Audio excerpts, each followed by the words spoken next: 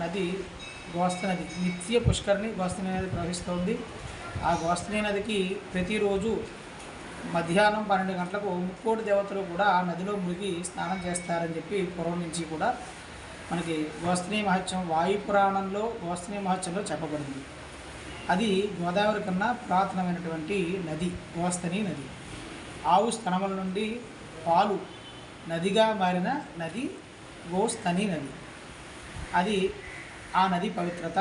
తర్వాత త్రేతాయుగంలో శ్రీరాముడు జననం, దానికి కారణం ఏమిటంటే ఈ యొక్క రావణ బ్రహ్మ తర్వాత రావణాసురుడు. రావణుడు బ్రాహ్మణుడు కనుక రావణ బ్రహ్మ అన్నాము. ఆయన శివభక్తి పరాయణుడు. అంతేకాకుండా ఆ రావణాసురుడుగా మారిన కారణం సీతాదేవి అపహరణ, దానికి సంబంధించినటువంటి ఆ సమయంలోనూ దేవతలందరినీ కూడా ఆ యొక్క రావణ బ్రహ్మ బాధలు పెట్టిన సందర్భంలో ఈ యొక్క అష్టదిక్పాలకులను అందరినీ కూడా రథానికి కట్టి ఆ రథాన్ని గుర్రాలకు బదులుగా ఈ అష్టదిక్పాలకులతో నడిపించడం, ఈ విధమైనటువంటి ఇబ్బందులన్నీ పెట్టారు ఆ దేవతలు. ఆ సందర్భంలో వాసుకి అనేటువంటి సర్పము, రవి సోములు అంటే సూర్యుడు చంద్రుడు కూడా బ్రహ్మగారి గురించి తపము ఆచరించారు. ఆ బ్రహ్మగారు ప్రత్యక్షమై దూతికాపురంలో పశ్చిమాముఖంగా ఉత్తరవాహిని నది ప్రవహిస్తున్నటువంటి ప్రదేశంలో స్వామివారు ఉన్నారు. అక్కడ మీరు పూజ చేసినట్టయితే రుణరోగ శత్రు నివారణ కలుగుతుంది అని చెప్పగా వారు ఆ స్వామిని అర్చించి అప్పటి నుంచి కూడా వారు కాలంలో అనతి కాలంలో ఆ యొక్క మన రాములు గారి తండ్రి అయినటువంటి దశరథ మహారాజు గారు పుత్రకామేష్టి యాగం చేయడం, స్వామివారు ఆ యొక్క దశరథ మహారాజుకి జన్మించడం, రామావతారంలో ఈ యొక్క రావణ సంహారం జరిగింది. ఆ సందర్భంలో ఈ స్వామివారు అనేకమైనటువంటి పూజలు అందుకున్నారు. అంత్యకాలంలో ఈ యొక్క అనేకమైనటువంటి దండయాత్రలకు వాటికి కూడా ఇబ్బందులు పాలు చేసినా కూడా స్వామివారిని ఈ చుట్టుపక్కల ఉన్నటువంటి గ్రామ ప్రజలు, రాజులు మొదలగు వారందరూ కూడా రక్షించుకొని ఇగో స్వామివారు మనకి ఇలా దర్శనం భాగ్యం కలిగిస్తున్నారు. ఈ స్వామివారికి కార్తీక మాసంలో విశేషమైన అభిషేకాలు జరుగుతాయి. శివరాత్రి కళ్యాణం జరుగుతుంది. అదేవిధంగా అనేకమైనటువంటి మాసోత్సవాలు, పక్షోత్సవాలు అంటే నెలకి 15 రోజులకి ప్రతి వారం సోమవారం నాడు విశేషమైన పూజలు జరుగుతాయి. అదేవిధంగా స్వామివారికి జలాతరణం కార్తీక పౌర్ణమికి సాయంకాలం జరుగుతుంది. అదేవిధంగా మహాశివరాత్రికి పాంచాన్నిక కళ్యాణం జరుగుతుంది. అదేవిధంగా స్వామివారు ప్రేరణ ఆవిర్భూతం అంటే స్వామివారు కళలో కనపడి చెప్పగా, ఇంత దూరంలో ఉన్నానని చెప్పగా సుబ్రహ్మణ్యేశ్వర స్వామివారి యొక్క ఆలయం కూడా నిర్మించడం జరిగింది. ఆ స్వామివారు కూడా వెలిసి ఉన్నారు, ఆయన్ని ప్రతిష్ఠ చేయలేదు. అదేవిధంగా లక్ష్మీ జనార్దన స్వామి ఉన్నారు. లక్ష్మీ జనార్దన స్వామికి వైశాఖ మాసంలో కళ్యాణం జరుగుతుంది. అదేవిధంగా ఆంజనేయ స్వామి ఉన్నారు, దక్షిణాభిముఖంగా ఉన్నారు, చాలా విశేషం. అంతేకాకుండా సూర్యనారాయణమూర్తి వారు ఉన్నారు. నవగ్రహాలు, కాలభైరవుడు క్షేత్రపాలకుడిగా ఉన్నారు. దూతిక అమ్మవారు, బహిర్దూతిక, అంతర్దూతిక అని 2 దేవాలయాలు ఉన్నాయి. అంతర్దూతిక దేవాలయంలో అమ్మవారు ఆగ్నేయమూలు ఉంటారు. అదేవిధంగా నైరుతి మూల దుర్గాదేవి ఉన్నారు. వాయువ్య మూల బహిర్దూతిగా అమ్మవారు ఉన్నారు. ఆ అమ్మవారికి కూడా విశేషమైన పూజలు జరుగుతూ ఉంటాయి. అదేవిధంగా కంచికామాక్షి అమ్మవారు, ఏకాంబరేశ్వరి సమేత కంచికామాక్షి అమ్మవారు ఇక్కడ కంచిలో ఏ విధంగా అయితే ఉన్నారో ఆ విధంగా ఇక్కడ వెలిసి ఉన్నారు.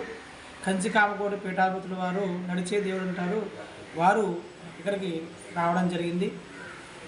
అదేవిధంగా నవగ్రహాలు, తర్వాత వినాయకుడికి సంకటహర చతుర్థికి విశేషమైన పూజలు జరుగుతాయి.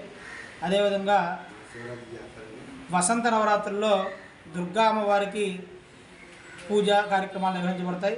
దసరా నవరాత్రుల్లో పార్వతీదేవికి సాయంకాలం పూజ, దుర్గాదేవికి ఉదయం పూజా కార్యక్రమాలు నిర్వహిస్తారు.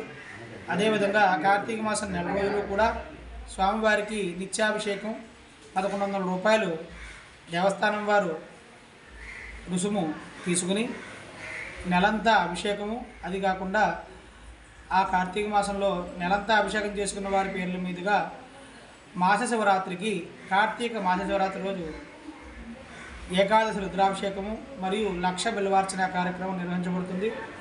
అదేవిధంగా అన్న సమారాధన కూడా నిర్వహించబడుతుంది.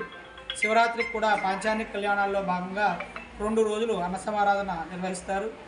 అదేవిధంగా షష్ఠికి ముందు రోజు స్వామివారికి అన్యోన్య భక్తజన సహాయంతో, ఈ యొక్క కమిటీ వారి యొక్క సహాయ సహకారాలతో, ట్రస్ట్ బోర్డు వారి యొక్క, దేవస్థానం వారి యొక్క సహాయ సహకారాలతో ఒక 500 రూపాయలు లేదా 300 రూపాయలు టికెట్గా నిర్ణయించి ఈ యొక్క సుబ్రహ్మణ్యేశ్వర స్వామికి మొక్కుకున్నటువంటి వారు, వివాహం కావాల్సినటువంటి వారు, సంతానం కలగాల్సినటువంటి వారు మొక్కుకుంటూ ఉంటారు. వారు దంపతులుగా వచ్చి, వివాహం కావాల్సిన వారు తల్లిదండ్రులు వారి యొక్క పిల్లల కోసము, దంపతులు సంతానం కోసము, దంపతులు సంతానం కలిగిన వారు వారికి విద్యాభివృద్ధుల కోసము కూడా అందరూ కూడా ఇక్కడ సామూహికంగా కళ్యాణం కార్యక్రమం నిర్వహించబడుతుంది. అదేవిధంగా ఈ యొక్క సంకటహర చతుర్థి రోజు సాయంకాలం వినాయక స్వామి వారికి గ్రామోత్సవము, భక్త గోత్రనామాలతోటి ఆ యొక్క స్వామివారికి ఉదయం అభిషేకము, సాయంకాలం పూజా కార్యక్రమం నిర్వహించబడుతుంది. అంతేకాకుండా మనకి ఈ పక్కన కనబడుతున్నటువంటి అనిశ్రమ అమ్మవారికి స్వామివారి ఆలయంలోకి వెళుతూ ఉంటే మనకి ఎడం చేతి వైపు, స్వామివారి కుడి చేతి వైపు అనిశ్రమ అమ్మవారు ఉన్నారు. ఒక బిడ్డను చంకలో ఎత్తుకుని ఉంటారు ఆవిడ. ఆ అనిశ్రమ అమ్మవారు సంతానం లేనటువంటి వారికి, వివాహం అయ్యి ఎక్కువ కాలం సంతానం లేనటువంటి వారికి, గర్భస్రావం అవ్వనటువంటి వారు ఎవరైనా ఉంటే వారికి ఈ యొక్క అనిశ్రమ అమ్మవారికి కార్తీక సోమవారాలు, మాఘమాసంలో ఆదివారాలు, రథసప్తమి, మహాశివరాత్రి రోజున 5 రకాల పూలు, 5 రకాల పళ్ళతోటి కుంకుమార్చన నిర్వహించి, అమ్మవారికి అభిషేకం నిర్వహించి, కుంకుమ బొట్లు పెట్టి మెట్టు తొక్కిస్తారు. నా చంకలో ఉన్నటువంటి పువ్వులు తీసుకుని నీ చంకలో ఉన్నటువంటి పిల్లను నాకు ఇవ్వి అని చెప్పి ముత్తైదువుల చేత అడిగిస్తారు. ఆ యొక్క ముత్తైదువులు వారి యొక్క దంపతులు ఉంటారు కాబట్టి ఆ దంపతులు ఎవరైతే ఉన్నారో వారు ఒకే చోట ఉండవలసిన అవసరం ఉంటుంది. వారికి తారాబలం కుదిరిన రోజు చేస్తారు. ఆ పక్కనే కల వస్తుంది. ఒక వారం రోజుల్లో కల వస్తుంది. పువ్వులు వస్తే అమ్మాయిలని, పళ్ళు వస్తే అబ్బాయిలని, అలా కళ పక్కనే లేచి ఎవరికైతే పక్కన ఉన్నారో వారికి వెంటనే తెలియజేసి ఏం వచ్చిందో చెప్పగలిగితే వారికి సంతానం కలుగుతుంది. అలా కలిగిన వారు ప్రత్యక్ష దర్శనం ఉన్నారు. అంతేకాకుండా ఇక్కడ స్వామివారు రుణరోగ శత్రు నివారకులు కావడంతో ఇక్కడ ఆరోగ్య పరిస్థితులు లేదా రుణ పరిస్థితులు ఏమైనా ఉన్నట్టయితే బాధలు నివారణ కొరకు మృత్యుంజయాభిషేకం ప్రత్యేకంగా ఉన్నది. స్వామివారి పానుపట్టం మృత్యుంజయ యంత్రం, స్వామివారు మృత్యుంజయ యంత్రం 2 వేరువేరుగానే ఉండేవి. పురావస్తు శాఖ వారి యొక్క సమక్షంలో స్వామివారి లింగాన్ని తరతరాలకి అందించాలనేటువంటి సదుద్దేశంతో పంచారామాలు 5 జుత్తిక గ్రామంలో అంటే దూతికాపురంలో వేయించేసినటువంటి స్వామివారిని కూడా పురావస్తు శాఖ వారి యొక్క పర్యవేక్షణలో స్వామివారి నిజ రూపాన్ని తరతరాలకు అందించాలని చెప్పి పురావస్తు శాఖ వారు కొన్ని రకాల ద్రవ్యాలతోటి స్వామివారి యొక్క విచ్ఛిన్నం అవుతున్నటువంటి లింగాన్ని భద్రపరచడం కోసం ఆ విధంగా చేయడం జరిగింది. అక్కడ కలబడేటువంటి కాషాయం ఆ ద్రవ్యాలతోటి స్వామివారిని పూరించినప్పుడు ఆ కాషాయ వర్ణం ఏర్పడింది.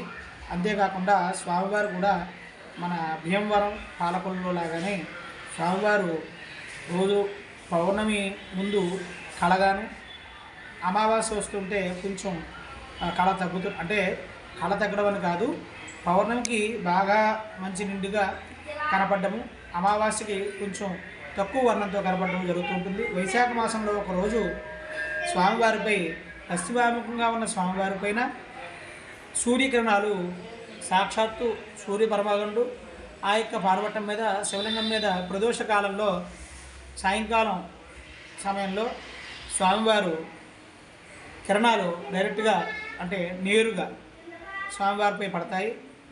అది కూడా మనం వైశాఖ మాసంలో దర్శించుకోవచ్చు. అంతేకాకుండా ఇక్కడ గ్రామోత్సవం మహాశివరాత్రికి ప్రతి నెల స్వామివారు ఇక్కడ 4 వీధులు తిరుగుతారు. ప్రతి శివరాత్రికి ఊరు పొలిమేరలో ఉన్నటువంటి రామేశ్వరం దాకా స్వామివారి రథయాత్రగా వెళ్ళి స్వామివారి అన్నగారైనటువంటి ఆ యొక్క పరశురామ ప్రతిష్ఠించబడినటువంటి స్వామివారు, రామ ప్రతిష్ఠ చేసినటువంటి స్వామివారు, లక్ష్మణ ప్రతిష్ఠ చేసినటువంటి స్వామివారు ఉన్నారు. అక్కడ ఎదుర్కోలు జరుగుతాయి.